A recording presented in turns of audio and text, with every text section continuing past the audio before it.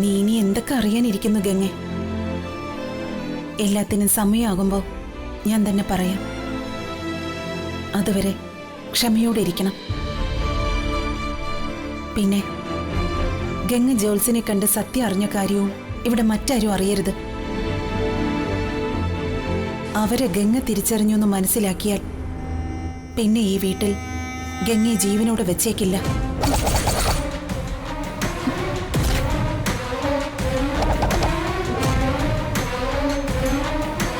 എല്ലാം ശ്രദ്ധിച്ചും സൂക്ഷിച്ചും നീങ്ങണം. എന്നോടും ഗംഗയോടും അവർ ചെയ്തതിനെല്ലാം നമുക്ക് തിരിച്ചടി കൊടുക്കണം.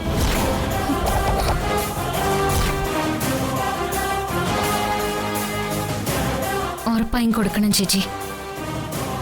എന്റെ സ്വന്തം അമ്മയായി കരുതിയ ഞാൻ അവരെ വിശ്വസിച്ചത്. മഹേട്ടന്റെ ജീവന് ആപത്ത് വരുന്നു പറഞ്ഞതുകൊണ്ടാ ഞാൻ മഹേട്ടനോട് അകൽച്ച കാണിച്ചത്. അതിന്റെ പേരില് മഹേട്ടനും മാളുവും ഒരുപാട് വിഷമിച്ചിട്ടുണ്ട്.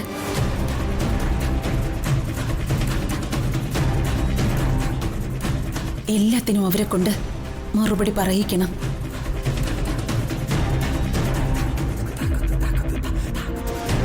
നമ്മൾ ഒറ്റക്കെട്ടായി നിന്ന് അവർക്കെതിരെ പോരാടും. എല്ലാത്തിനും ഒരവസാനം ഉണ്ടാക്കും.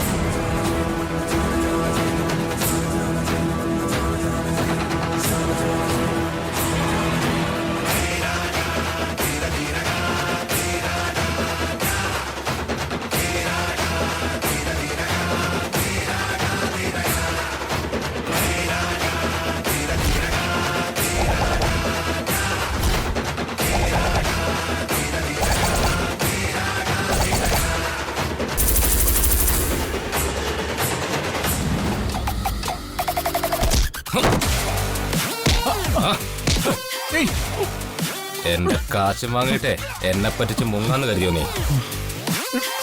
കഴിഞ്ഞ ദിവസം നിന്നോട് ഞാൻ പറഞ്ഞതല്ലേ എനിക്ക് എത്രയും പെട്ടെന്ന് അവളെ എത്തിച്ചേർന്നോന്നാ. എന്റെ പൊന്നു ബോസേ, ഞാൻ അവളെ പോക്കറ്റ് ഇട്ടുണ്ടോ നടക്കൊന്നുമല്ല. അവളെ ആ വീട്ടിൽ നിന്ന് ഇറക്കാൻ പറ്റണ്ടേ? നീ വെറുതെ കളിക്കലേന്നകലെ. നീ പാമ്പ് ചേമ്പ് എന്നൊക്കെ പറഞ്ഞ നാടകം കളിച്ചു. എന്നിട്ട് അവിടെ നിന്ന് ഓടിപ്പോന്നു. കാറിടിപ്പിച്ച് എല്ലാം കുളവാക്കി. അന്നേ ഞാനിത് ശരിയാവില്ലെന്ന് പറഞ്ഞതാ. ബോസ്, എനിക്ക് കുറച്ചുകൂടി സമയം തരണം. നിനക്ക് സമയം തന്നിട്ട് എന്താ കാര്യം? നീ ഗംഗയെ കൊണ്ട് വരില്ല. നിനക്കതിനുള്ള കഴിവില്ല. നിന്നെ കൊണ്ട് പറ്റുന്നൊരു കാര്യം ഞാൻ പറയാം. എന്റെ കയ്യിൽ നിന്ന് വാങ്ങിയ പണം പലിശ സഹിതം തിരിച്ചു തരണം. അത് കിട്ടിയാ ഞാൻ ക്ഷമിക്കാം. പക്ഷേ എനിക്കത് ഇന്ന് കിട്ടണം. ഇന്ന് ഞാൻ എവിടെ പോയി കാശുണ്ടാക്കാനാ? എനിക്ക് അന്ന പണമൊക്കെ തീർന്നുപോയി. ബോസ് എന്നെ ഇപ്പൊ കൊന്നാലും ഒരു പ്രയോജനം ഉണ്ടാവാൻ പോകുന്നില്ല. എനിക്ക് ഒരാഴ്ച കൂടി സമയം താ. ഞാൻ എങ്ങനെയെങ്കിലും ഗംഗ എത്തിക്കാം. പ്ലീസ്. ശരി, ഒരു 5 ദിവസം കൂടി ഞാൻ ക്ഷമിക്കാം. അതിൽ കൂടുതലില്ല. മതി മതി, 5 ദിവസം മതി. ഞാൻ എങ്ങനെയെങ്കിലും അവളെ കൊണ്ടുവരാം. ഉറപ്പായിട്ട് എത്തിക്കും. ശരി, ഇത്തവണ നിന്നെ കൊണ്ട് സാധിച്ചില്ലെങ്കിൽ ഇനി ഒരു അവസരം നിനക്കില്ല. സമ്മതിച്ചു. ഈ പ്രാവശ്യം എനിക്ക് പറ്റിയില്ലെങ്കിൽ ബോസ് എന്നെ എന്ത് വേണമെങ്കിലും ചെയ്തോ, ഉറപ്പ്.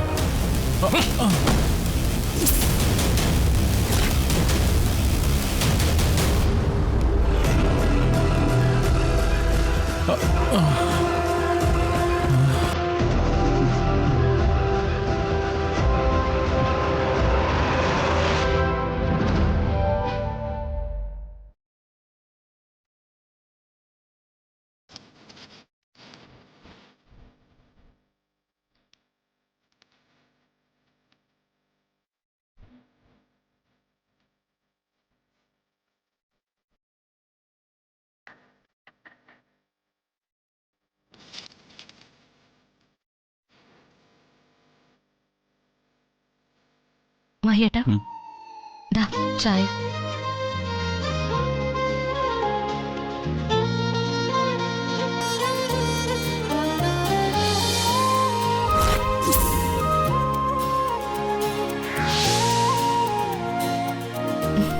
മഹിയേട്ടാ, ചായ കുടിക്ക്.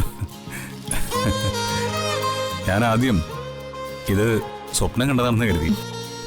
ഇത് സ്വപ്നമൊന്നുമല്ല, സത്യം തന്നെയാ. ചായ.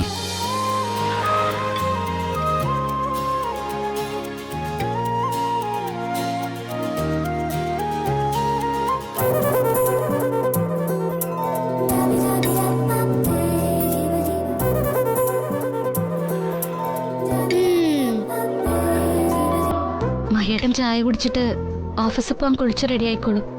ഞാനും കൂടി ചെല്ലട്ടെ.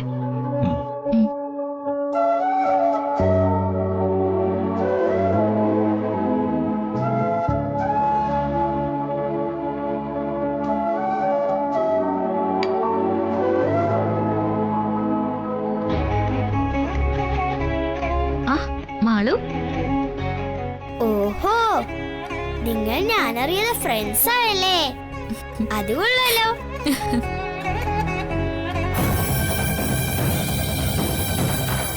ശരി ശരി, ഞാനൊന്ന് അച്ഛനെ കാണട്ടെ. എനിക്ക് അടുക്കളയിൽ കുറച്ച് ജോലിയുണ്ട്, ഞാൻ പോട്ടെ.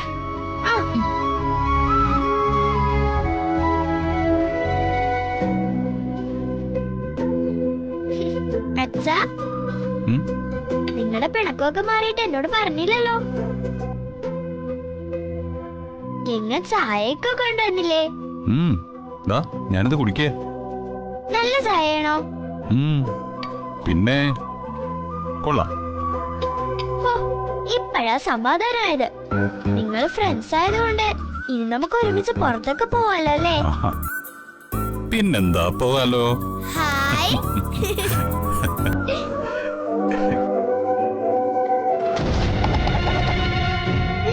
ഉമ്മ. അമ്മ.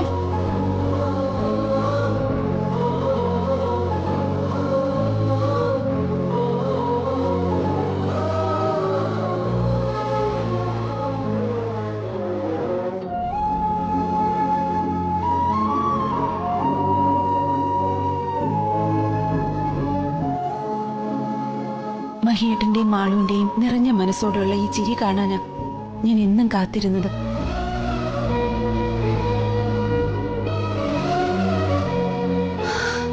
ഈ സന്തോഷം തന്നതിന് എനിക്ക് നിന്നോട് ഒരുപാട് നന്ദിയുണ്ട് ഗംഗ.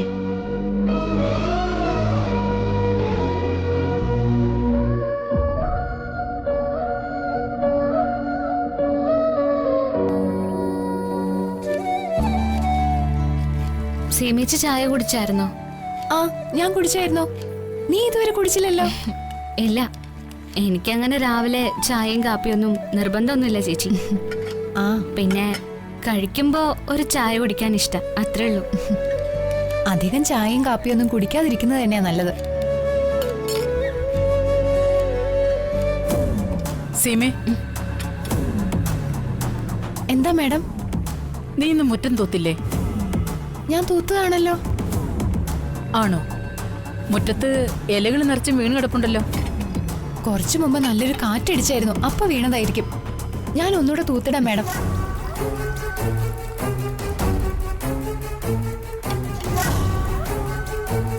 ഞാൻ എന്താ ആന്റിക്ക് തരാനുള്ള ചായ എടുക്കായിരുന്നു. ഗംഗ എന്താ രാവിലെ മഹിയുടെ മുറിയിൽ നിന്ന് വരുന്ന കണ്ടല്ലോ. അത് ഞാൻ മഹിയേട്ടന് ബെഡ് കോഫി കൊടുക്കാൻ പോയതാ. അതൊന്നും പാടില്ലാത്തതല്ലേ? ബെഡ് കോഫി കൊടുക്കുന്നതിലിപ്പോ എന്താ കുഴപ്പം? ദേ, ആന്റിക്ക് ഞാൻ തരുന്നില്ലേ? ഈ വീട്ടിലെ എല്ലാവർക്കും ചായയും കാപ്പിയും ഞാൻ കൊണ്ട് കൊടുക്കുന്നുണ്ട്. അതുപോലെ തന്നെയല്ലേ മഹിയേട്ടനും കൊടുക്കുന്നത്.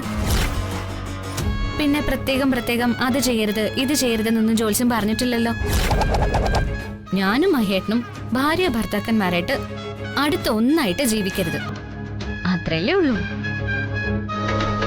ആന്റി പേടിക്കണ്ട, ഞങ്ങൾ അങ്ങനെയൊന്നും ചെയ്യാൻ പോകുന്നില്ല. അത് ഞാൻ ശ്രദ്ധിച്ചോളാം. ദാ ചായ.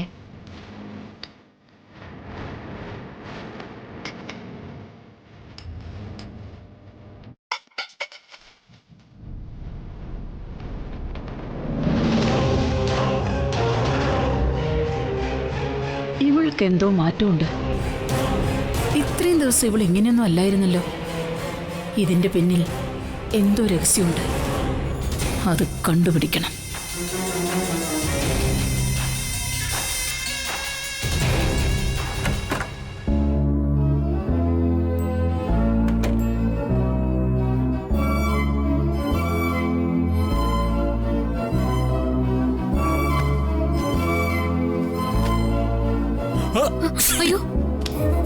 മഹേട്ട എന്താ മഹേട്ട ഇത്? തലയിലെ വെള്ളം ഒട്ടും പോയിട്ടില്ലല്ലോ. വേണ്ട. അവിടെ ഇരിക്കും.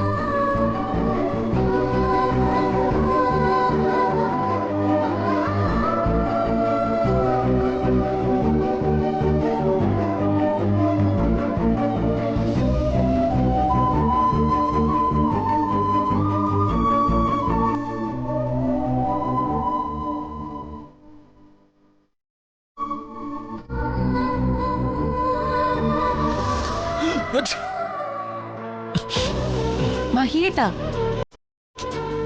എന്താ ഇത്? എന്താ മഹിയേട്ടാ ഇത്?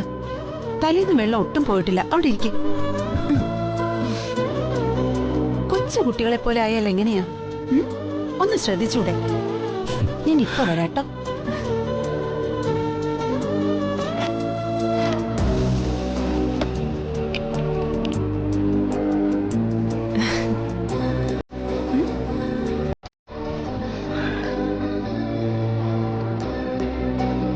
ഇതൊക്കെ ഒന്ന് നോക്കിക്കൂടെ?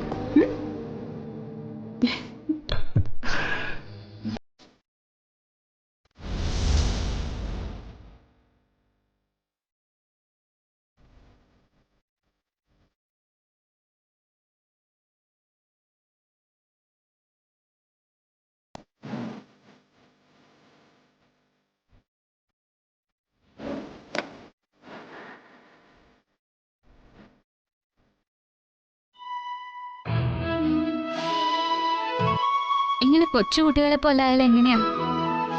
ഇതൊക്കെ ഒന്ന് ശ്രദ്ധിച്ചൂടെ?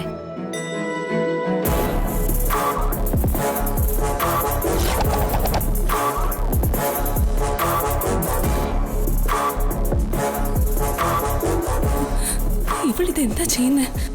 പറഞ്ഞു പറഞ്ഞു മയക്കിയത് പോരാതെ പൊടിയിട്ട് മയക്കാൻ നോക്കുവാണോ? മോശം. ഇതൊക്കെ ഞാൻ ചെയ്തോളാന്നേ. വേണ്ട, ഇനി മുതൽ ഞാൻ തന്നെ ചെയ്തുതരാം. മഹേട്ടൻ ചെയ്തതിന്റെ ഭംഗി ഞാൻ കാണുന്നുണ്ടല്ലോ. അല്ലെങ്കിലും സ്വന്തം ആരോഗ്യത്തെക്കുറിച്ച് മഹേട്ടന് ഒരു ചിന്തയുമില്ല. ഇപ്പൊ തന്നെ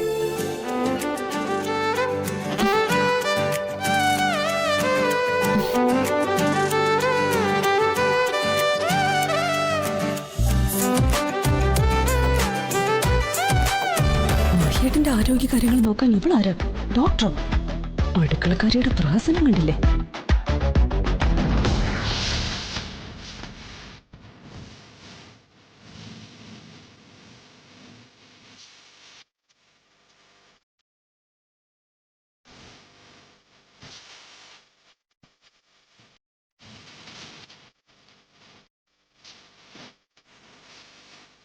മഹേട്ടൻ വേഗം റെഡിയായിട്ട് വാ. ഞാൻ ഭക്ഷണം റെഡിയാക്കിയിട്ടുണ്ട്.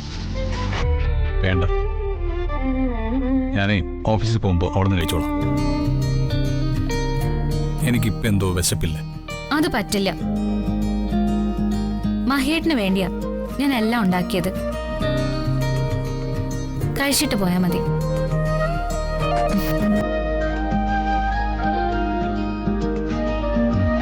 ശരി, ഞാൻ വരാം. കഴിച്ചിട്ടേ പോകുന്നു. എന്താ പോരെ? അത് മതി. വേഗം താഴേക്ക് വാ.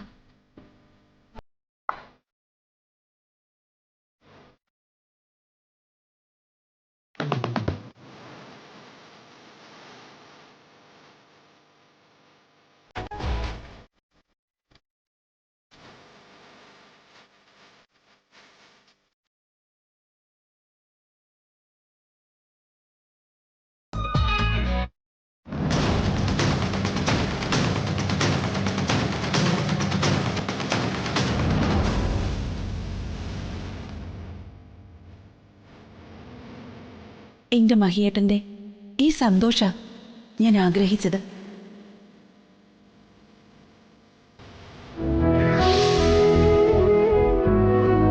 നിന്റെ ഈ പ്രണയ നാടകം അധികം ഞാൻ മുന്നോട്ട് കൊണ്ടുപോവില്ല. നീ എന്നും ഈ വീടിന്റെ വേലക്കാരി മാത്രമായിരിക്കും. മഹിയേട്ടൻ എന്റേതാ.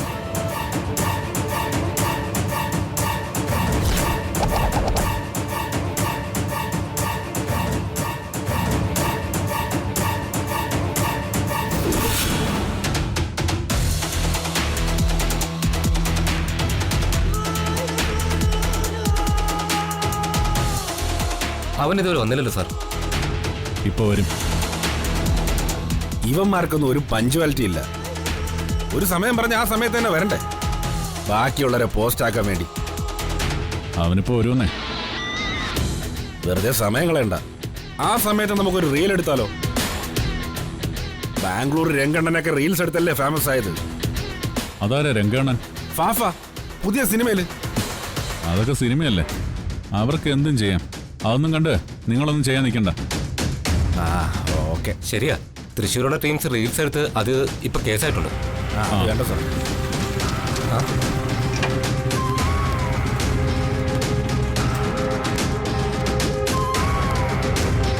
ഹായ്, എന്തുപറ്റി ലേറ്റായി? നല്ല ബ്ലോക്ക് ആയിരുന്നു. ഓക്കെ. നിങ്ങൾ എത്ര കാലമായിട്ട് മഹിയുടെ ഓഫീസിൽ ജോലി ചെയ്യുന്നുണ്ട്? 5 വർഷമായി. ഞാൻ പറയുന്നത് ശ്രദ്ധിച്ച് കേൾക്കണം. വളരെ നാച്ചുറലായിട്ട് വേണം സംഭവം അവതരിപ്പിക്കാൻ. ശരി.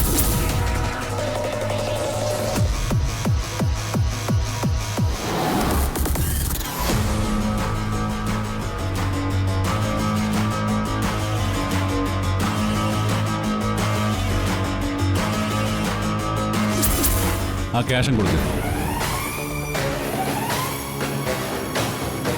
അപ്പോഴേ സംഭവം നടന്ന ഇനിയും തരാം. Thank you. എന്നാ ചെല്ല്. ശരി.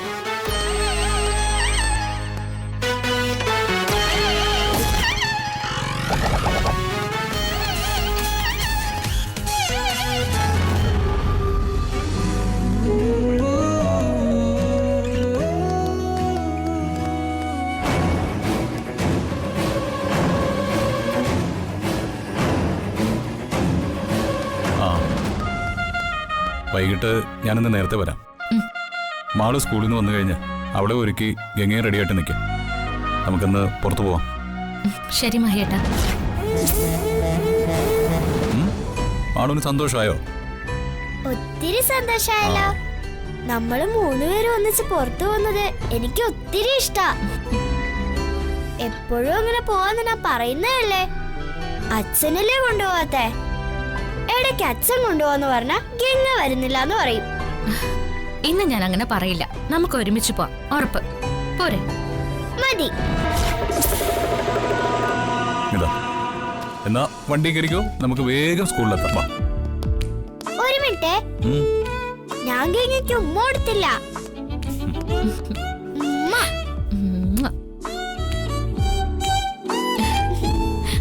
പോയിട്ട് വരാട്ടോ. ശരി. അച്ഛനും ഓഫീസിൽ പോയല്ലേ, ഗംഗയ്ക്ക് എന്താ ഉമ്മ കൊടുക്കാത്തത്?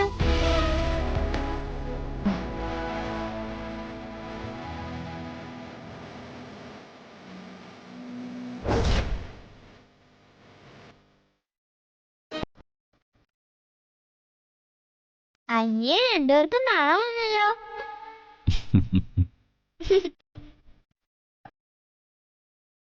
കുട്ടിപ്പിശാശിനെ ഞാൻ കൊല്ലും. ശരിയെന്ന്, ഞങ്ങൾ പോയിട്ട് വരാം. ശരി മഹിയേട്ടാ. വാ.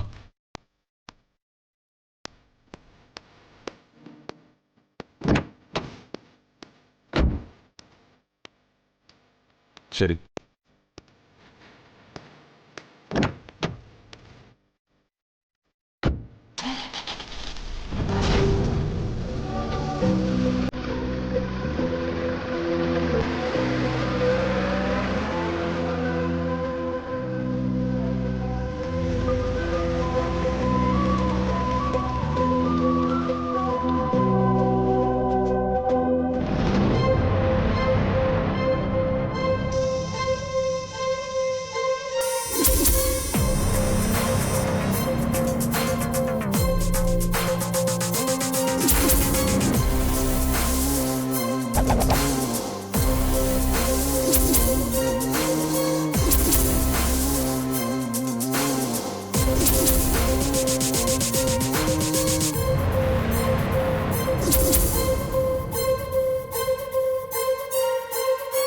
ഇല്ലാത്തൊരു സ്നേഹമാണല്ലോ അവിടെ. ഓ, എന്തൊക്കെയാ കാണിക്കുന്നത്.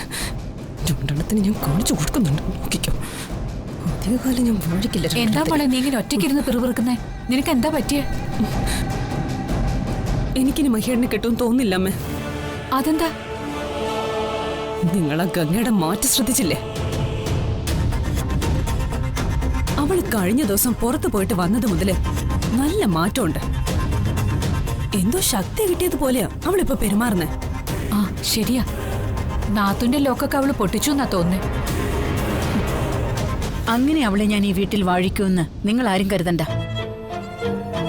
അവള് മഹിയുടെ മനസ്സിൽ കയറി പറ്റിയെങ്കിൽ അതിനപ്പുറം അവന്റെ മനസ്സിൽ നീ നിറയണ ശ്രേയെ. ഇത്രയും വർഷങ്ങളായിട്ട് ഞാൻ അതിനല്ലേ ആന്റി ശ്രമിച്ചോണ്ടിരിക്കുന്നേ, പക്ഷെ സാധിക്കുന്നില്ലല്ലോ. നിനക്ക് സാധിക്കാത്തത് എങ്ങനെ ഗംഗയ്ക്ക് സാധിച്ചു എന്ന് നീ എപ്പോഴെങ്കിലും ചിന്തിച്ചു നോക്കിയോ? അതൊക്കെ ഞാൻ ചിന്തിച്ചതാ.